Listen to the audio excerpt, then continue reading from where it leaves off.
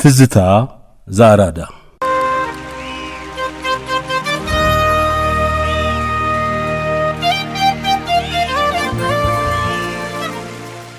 የአዲስ አበባ ዩኒቨርሲቲ 75ኛ ዓመት የአልማዝ ኢዮቤልዩ በዓሉን እያከበረ ይገኛል። ይህንኑ ምክንያት አድርገን ባለፈው ሳምንት የሀገራችን ቀደምት ምሁርና ፈላስፋ ዶክተር ጓለ ገብረ ዮሐንስ በዛን ጊዜ ለዩኒቨርሲቲው እንደ እጅ መንሻ ብለው ካቀረቧቸው ንግግሮችና በኋላም የከፍተኛ ትምህርት ዘይቤ በሚል ርዕስ በታተመው መጽሐፍ ካሰፈሩት ጥቂት መስመሮችን አስደምጠን ነበር። ዛሬም ከዚሁ መጽሐፍ ስለ ትምህርት ዓላማ ካሰፈሩት በመጠኑ እናክላለን።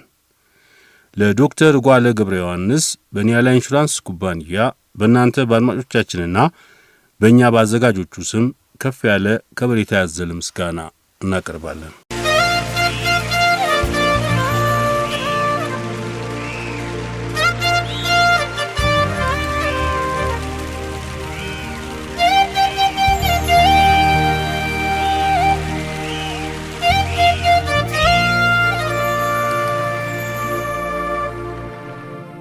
ትምህርት በጠቅላላው ከሰው ሕይወት ጥረቶች አንዱ ነው። እንዲያውም ዋናው ነው። የሰው ጥረት ሲባል አንዳች ዓላማ ያለው አንድ ነገር የሚከታተል የሚጠባበቅ ነው። አነሳሽ ምክንያት እንዳለው መድረሻም አለው።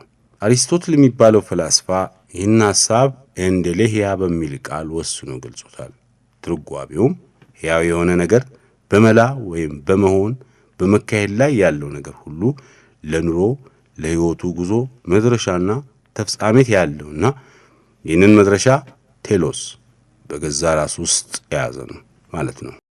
የሰውም ሆነ ወይም የሌሎች ሕያዋን ነገሮች መቅደማዊ ሁኔታ ረቂቅና የዘርነት መልክ አለው። በገዛ ውስጡ ባሉት የእድገት ሕግጋት እየተመራ ከተወሰነ ዓላማ ይደርሳል። ከነዚህ ሕግጋት አንዱ የመኖር ፍላጎት ነው። ሰው ለመኖር ይፈልጋል። ዶስቶየቭስኪ የሚባለው ዝነኛ ደራሲ እንደሚለው ሰው ለመኖር ይህን ያህል ብርቱ ፍላጎት ስላለው በግራ ገደል፣ በቀኝ ገደል፣ ከፊት ገደል፣ ከኋላ ገደል ሆኖበት በአንድ እግሩ ብቻ ለመቆም የሚችልበት ቦታ ቢያገኝ መኖር አሁንም መኖር ይፈልጋል። በምን ምክንያት እንደሆነ አናውቅም። ለመኖር ያለን ፍላጎት ከሰብአዊ ባህሪያችን ጋር ውስጣዊ ግንኙነት ያለው ነው።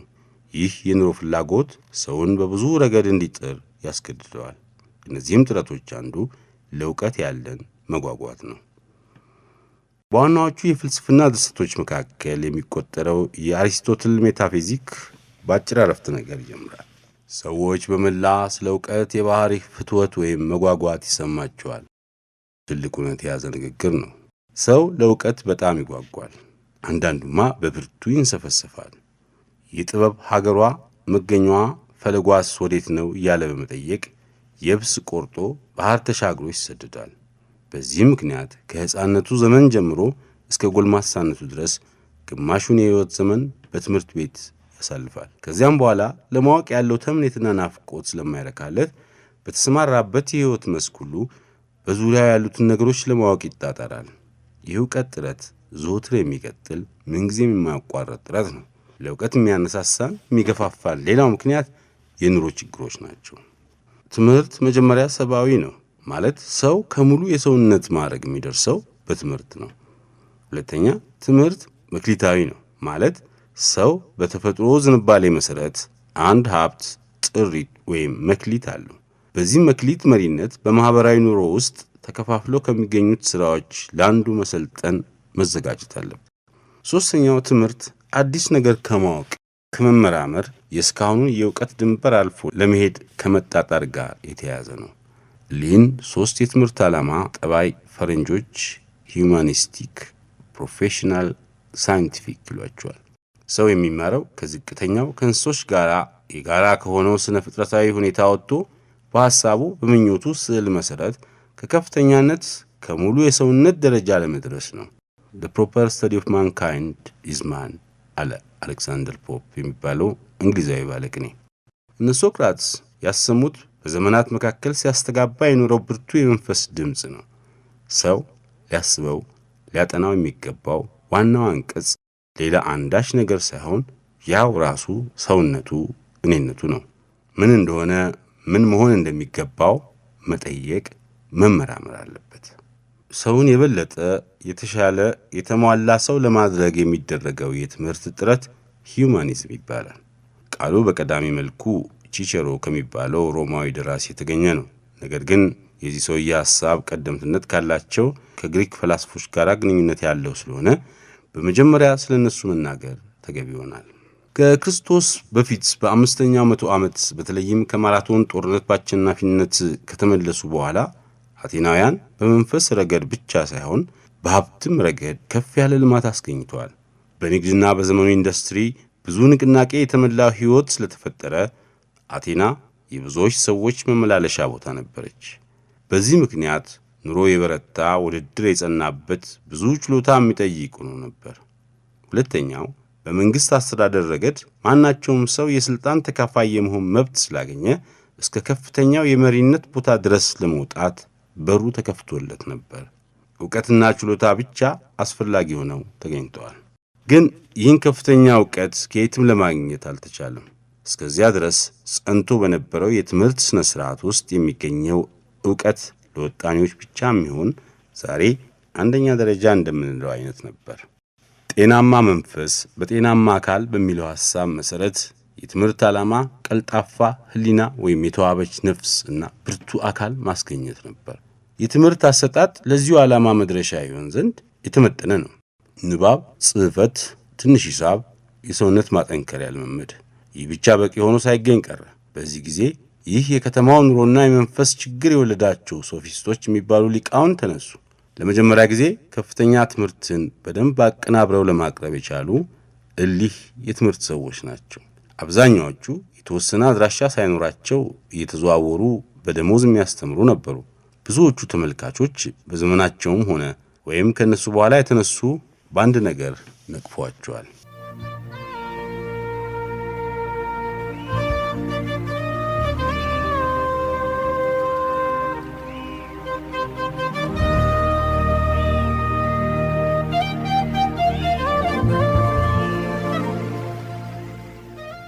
ሶፊስቶች የሚባሉ ሊቃውንት ትምህርታቸው ከሥነ ምግባር ግዴታዎች ነፃ የሆነ እንዲያው ነጠላ የህሊና ቴክኒክ ነበር። ለሰው ሕይወት መሪ የሚሆኑ የተወሰኑ የሞራል ጥንተ ነገሮች በወጣቶች ህሊና በማንቃት ፈንታ ነጠላ ዕውቀት ብቻ ነበር የሚያስተምሩት። ዓላማቸው በዘመኑ የኑሮ ችግር ምክንያት ግራ ገብቶት እርዳታ የሚፈልገውን ከተሜ በተቻለ መንገድ አስፈላጊውን ቀልጣፋ ዘዴ ወይም ብልሃት ለማቅረብ ነበር። ለወጣቱ ዳኛና ፖለቲከኛ ወይም ነጋዴ፣ በሌላም የማህበራዊ ኑሮ ክፍል ለተሰለፈው አስፈላጊውን ጠቅላላ ዕውቀትና በተለይም ለዚያ ለእያንዳንዱ ሥራ አስፈላጊውን ዕውቀት መስጠት የሥራቸው ዕቅድ ነበር። እስከ መካከለኛው ዘመን መጨረሻ ድረስ ሰባቱ ነፃዎች ጥበባት እየተባሉ በመጠራት የዘለቁት የትምህርት ስልቶች የፈጠሩ እነሱ ናቸው። አንደኛ የቋንቋ ሕግጋትና ሥነ ሥርዓት ሰዋሰው ግራማቲክ። ሁለተኛ በሕግ ተቃርኖ የተመሠረተ የክርክር ሥነ ሥርዓት ዲያሌክቲክ። ሦስተኛ በፍርድና በፖለቲካ ወቅት ላይ የሚያገለግል የማስረዳትና የማሳመን ችሎታ የሚሰጥ የንግግር ዘዴ ሪቶሪክ።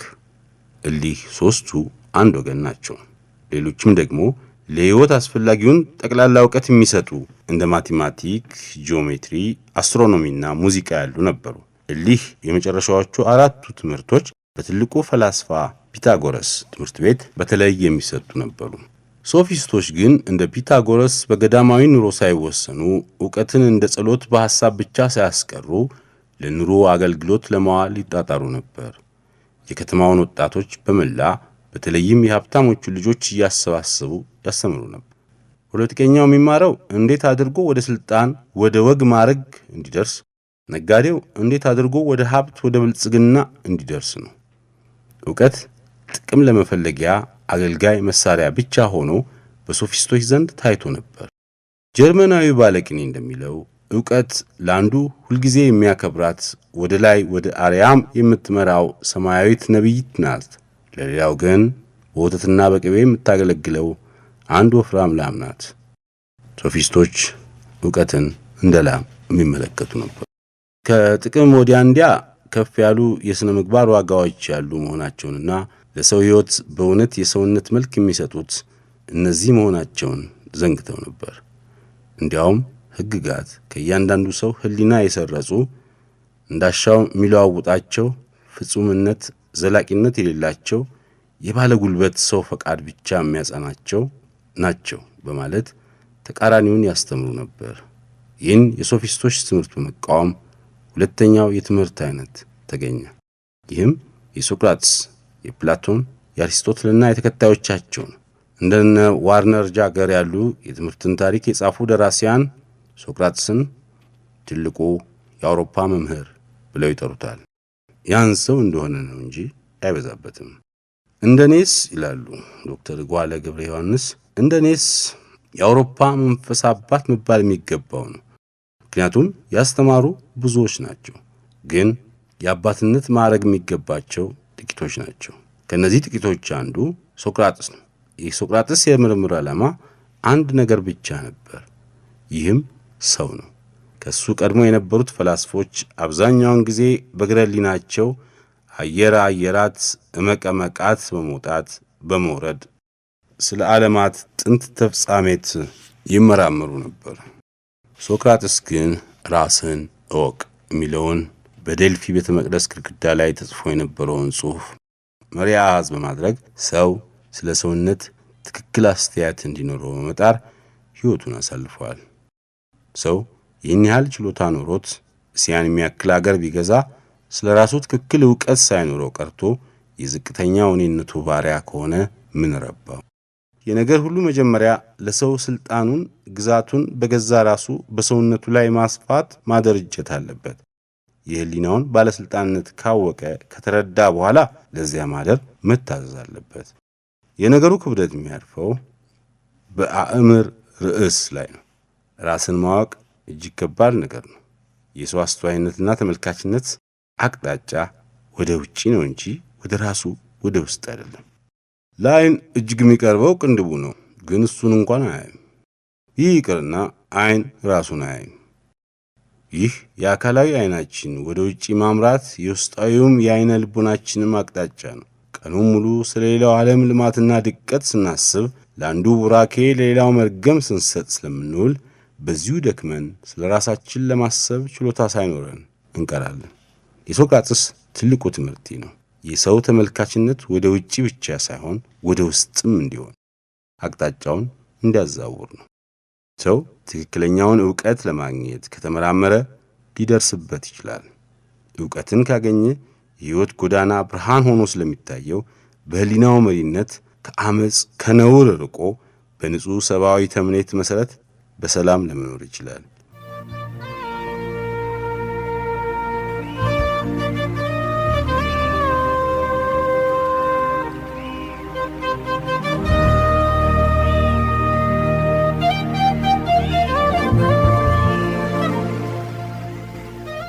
ይህንን የሶቅራጥስን ትምህርት በደንብ አድርጎ ያስፋፋው ትልቁ ተማሪው ፕላቶን። ፕላቶን ትልቅ የሐሳብ ባህር ማለት ነው። የቱን ሐሳብ ጠቅሰን የትኛውን እንተው ያስቸግራል። ሁለት ምሳሌዎችን ብቻ እንጥቀስ። ፕላቶን ስለ ሰው በረቂቁ መናገር ሲሰለቸው ሁለት ባለክንፍ ፈረሶች በሚጎትቱት ሰረገላ መስሎ ተናግሯል። ሰው የሚጓዝ ሰረገላ ማለት ነው። የሚጎትቱት በውስጡ የሚገኙ እንደ ፈረስ ያሉ ሁለት ጉልበቶች አሉ። ሁለቱን በአንድ አቅጣጫ እንዲሄዱ የሚያስተናብረው ፈረሰኛ ህሊና ነው። ግን ከፈረሶቹ አንዱ ወደ ላይ ወደ ከፍተኛነት ያመራል፣ ሌላው ደግሞ ወደ ታች ወደ ዝቅተኛነት ያመራል። በሰው ኑሮ ውስጥ ዋናው የችግር ምንጭ ይሄ ነው። ሰው ለህሊናው መሪነት ተገዝቶ ወደ ላይ ወደ አርያም ወደ እውነተኛው ሰውነት ቦታ የሚያደርሰውን አቅጣጫ በመምረጥ ፈንታ በፍትወት በዝቅተኛ ተምኔት በመመራቱ በችግሮች መካከል ተውጦ ይኖራል። የትምህርት ዓላማ ይህ ነው፣ ሰውን ከዚህ ጭንቅ ነፃ ማውጣት። በህሊናው ብርታት ሁለቱ ፈረሶች ሰረገላውን በተቃራኒ አቅጣጫዎች መሳባቸው ቀርቶ በገራምነት ወደ ላይ ወደ ከፍተኛነት የሚያደርሰውን አቅጣጫ መርጠው ሰውን ወደ መቅድማዊው ምንጭ ወደ መለኮት እንዲያደርሱት አስፈላጊ ነው። የሰው ጥረት ዋና ዓላማ እግዚአብሔርን መምሰል ነው። ከዚህ የበለጠ ነገር የለም። ከዚህም ያነሰው የድካሙ ዋጋ ሊሆን አይችልም። ደግሞ ለሰው ባህሪ እንግዳ የሆነ ነገር ነው። ሰው እንደ ሌሎች ህላያት ከከባድ ከጉልህ ኖያት ብቻ የተሰራ አይደለም። ረቂቅ የሆነች የማሰብ ችሎታ ያላት የመለኮት ባህሪ ተካፋይ የሆነች ነፍስ በውስጡ ትኖራለች። ተመሳሳዮች ወይም ዘመድና ዘመድ ይሳሰባሉ። የሰው መንፈስ ወደ ዘመዱ ወደ መቅደማዊው የሁሉ ነገር መገኛ በናፍቆት ይሳባል። ፕላቶን እንደሚለው የትምህርት ዓላማ ይህንን ንጹህ ሰብአዊ ጥረት መረዳት ነው። ሰው ወደ ላይ ወደ አርያም ወደ እውነተኛው ሀገሩ በናፍቆት ሲንጠራራ ዝቅተኛውን ዝንባሌ ለከፍተኛው ለማስከበር ለማስገዛትና ህብር፣ ስምምነት፣ ነጻነት ለማስገኘት መጣጣር የእውነተኛው የትምህርት ዓላማ ነው። ሁለተኛው ምሳሌ ሪፐብሊክ በሚባለው ድርሰት በ10ኛው መጽሐፍ የተማረውና ያልተማረውን ሰው በአንድ ምሳሌ ለይቶ ይናገራል። ሰዎች ከሕፃንነታቸው ጀምሮ በዋሻ ውስጥ ታስረው ይኖራሉ። ይህ ዋሻ ከበሩ ወደ ውስጥ ያለው ርቀት በጣም ረጅም ነው። ሰዎቹ ወደ በሩ ዞረው እንዳያዩ እጅና እግራቸውን ስለታሰሩ ሁልጊዜ ወደ ውስጥ ወደ ግድግዳው ነው የሚያዩት። በዋሻው ፊት ለፊት የሰው ቁመት የሚያክል ግድግዳ አለ። በአጠገቡ የእግር መንገድ ይገኛል። ከሱ ትንሽ ልፍ ብሎ እሳት ይነዳል። መንገደኞች ዋሻውና በእሳቱ መካከል ሲያልፉ የተሸከሙት ዕቃ ጥላው ወደ ዋሻው ውስጥ ይገባል። በዋሻው ውስጥ የሚኖሩት ሰዎች የሚያዩት ጥላውን ብቻ ነው።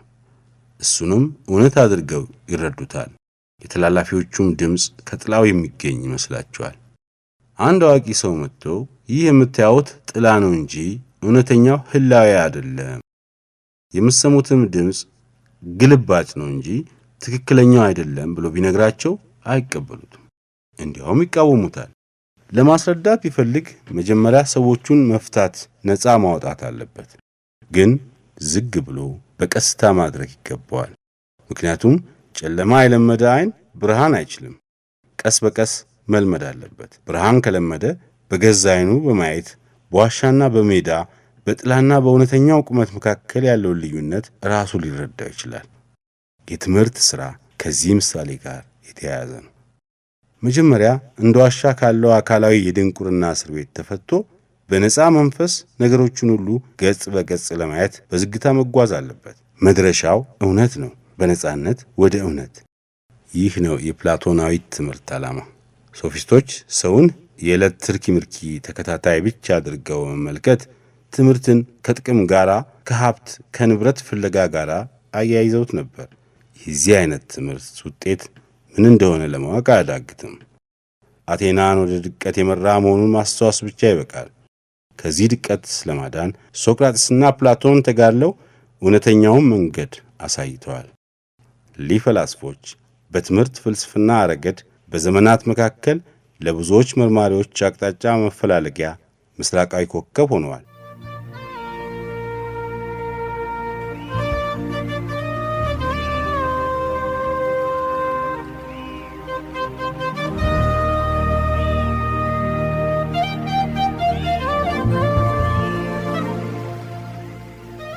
ስለ ሂዩማኒዝም ስንናገር በሮም ታሪክ ውስጥ ሰፊ ዕውቀትና የመሪነት ችሎታ የነበረው ፖለቲከኛ፣ የተዋጣለት ተናጋሪ፣ ደራሲ፣ በተለይም ስለ ትምህርትና ዘይቤ ልዩ ሐሳብ ያቀረበ ፈላስፋ ነው። ቺቼሮ የግሪክ ፈላስፎች በብዙ ጥረት ያስገኙትን የስልጣኔ መንፈስ ወደ ሮም ለማሻገር የደከመና የሀገሩን ልዩ ጠባይ ከግሪክ መንፈስ ጋር ለማጻመር ለመደባለቅ አንድ ለማድረግ የታገለ ትልቅ የመንፈስ ጀግና ነው። ሮማውያን በገዛ ጠባያቸው መሰረት ያላቸውን ልዩነት ሳይተዉ የፈላስፋው ምጡቅ ሕሊና የቀረጸውን ረቂቅ የሰው ስዕል ምሳሌ በማድረግ የተከተሉ እንደሆነ ከፍጹምነት፣ ከሙሉ ሰውነት፣ ከሂዩማኒታስ ይደርሳሉ በማለት ከዚህ ጊዜ ጀምሮ በሚቀጥሉት 2000 ዓመታት ውስጥ ለምዕራብ አውሮፓ ትምህርት መሪ አሃዝ የሆነውን የሂዩማኒዝም መንፈስ መርቶታል። የሶፊስቶችን ትምህርት በመከተል ሰውን ጥቅም፣ ተድላ፣ ደስታ ብቻ ተፈላጊ አድርጎ በመመልከት ይህንኑ ምኞቱን የሚያረካበት ትምህርት ብናቀርብለት የሚጎዳ የሚበደል እንጂ የሚጠቀም አይደለም። ምክንያቱም ሰዎች በመላ ለዚህ ነገር ብቻ ቢሰለፉ በማህበራዊ ኑሮ ውስጥ ያለው ውድድር መልኩን ለውጦ ያለ መጠን አስቸጋሪና የሚያፋጅ ሊሆን ይችላል።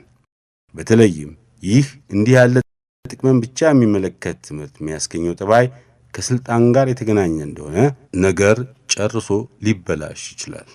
ለኔ ማለት ይበዛል። ስልጣን የግል ንብረት የማዳበሪያ ወይም የመከላከያ መሳሪያ ይሆናል። ሌላው የመኖር መብት ያለው አይመስለውም። መኑ ዘከማየ ማን እንደኔ በማለት ራሱን የነገሮች ሁሉ መወሰኛ መዳሉ መስፈርት ያደርጋል። እንዲህ ያለ የመንፈስ ሁኔታ ወዴት እንደሚያደርስ የታወቀ ነው። ሀተታም ማሻ በዚህ አንጻር የሥነ ምግባርን ግዴታዎች የትምህርት መሠረት በማድረግ የሰው ዝንባሌዎች በመላ እንዲያድጉ መርዳት ከእውነተኛው የትምህርት ዓላማ ያደርሰናል። የተሟላ መንፈስ ያለው ሰውነት ለማግኘት ይቻላል። ያን ጊዜ ለጥቂት ወይም ለቅርብ ተድላ ደስታ ከማሰብ አልፎ በተለይ የማርካት ኃይል ያለው ንጹሕ የመንፈስ ደስታ መኖሩን ይረዳል። እንዲህ ያለውን ንጹሕ ደስታ የቀመሰ ሰው አንጽሖ መንፈስ፣ መንኖ ጥሪት፣ ምጥወተ ርእስ ለሚባሉት ከፍተኛ የሥነ ምግባር አሃዞች ልዩ መስሚያ ጆሮ አለው። ለሕይወት ዋጋዎች ሁሉ በትጋት ያስባል። ለእውነት ይከራከራል፣ ለነጻነት ይታገላል፣ ለትክክል ፍርድ ይሟገታል፣ ለውበት ይደነግጣል፣ ያደንቃል። ይህ ከማናቸውም ጥቅማዊ ነገር የበለጠ ደስታ በቆየት ያስገኝለታል። ሂዩማኒስቶች ስለ ትምህርት ዓላማ ያላቸው አስተያየት ይህ ነው። ለዘመናችንም ትምህርት መሪ ሐሳብ ይሆን ዘንድ ከዚያ ያነሳ እንመኝለትም። የቀድሞ ዘመን ሶፊስቶች ያቀረቡት የጥቅም አገልጋይ የሆነ አሳሳች ትምህርት በጊዜያችንም ስሙን ለውጦ ፕራግማቲዝም በሚባል የአሜሪካ ፍልስፍና አማካይነት ዘመናዊ ዳባ ለብሶ ወደ የልፍኝ አዳራሹ ለመግባት ይጠይቃል። ዳባና ቆዳ ከለየን ዘገየን። የሶፊስቶችና በዘመናችን የተነሱት ተከታዮቻቸው ትምህርት ሰውን የገዛ ራሱ ባሪያ የሚያደርግ ነው። ባናቀውም ብንረሳውም ሰዎች ስንባል ለጌትነት ለመስፍንና የተፈጠርነን። ግዛታችንም ሰፊ ራሳችን፣ እኔነታችን፣ ሰውነታችን ነው። በራሳችን ላይ ስልጣን ካለን ሌላውን በቀላሉ ለማስገበር እንችላለን።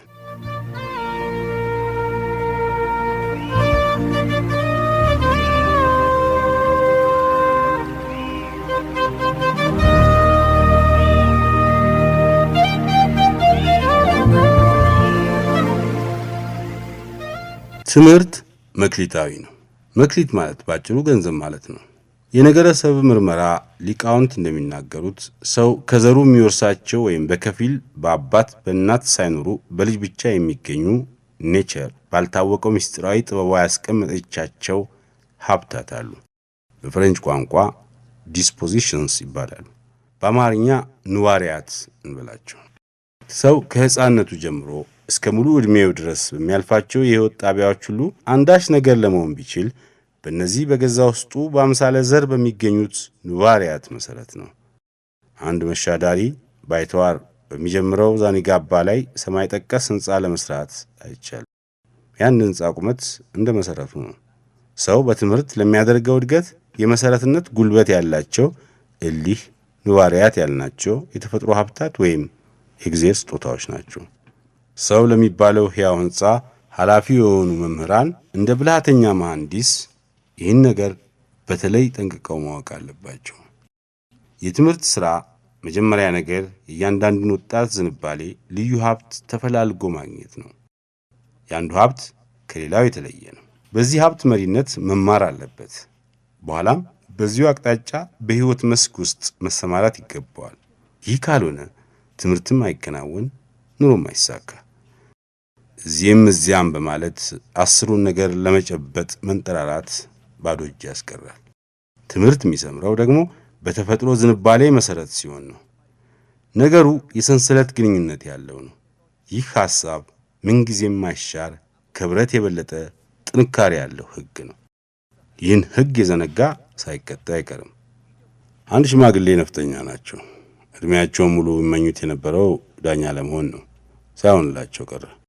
ጊዜው በማለፉ ምክንያት ይህን ምኞታቸውን በልጃቸው ላይ አሳድረው ልጃቸውን ዳኛ ለማድረግ የፍርድ ትምህርት ለማስተማር ፈለጉ። ልጁ ግን ለዚህ ትምህርት የተፈጥሮ ዝንባሌ ስለሌለው በነገሩ ጣዕም ባለማግኘቱ እምብዛም ጥረት አላሳየም። አባትየው ይህንን ሁኔታ ሳይመለከቱ ልጃቸው ትምህርት የማይገባው ደንቆሮ ነው በማለት አዘኑ። ከዕለታት አንድ ቀን ክራር ይዞ ሲያንጎራጉር በማየታቸው ጨርሰው ተስፋ ቆረጡ።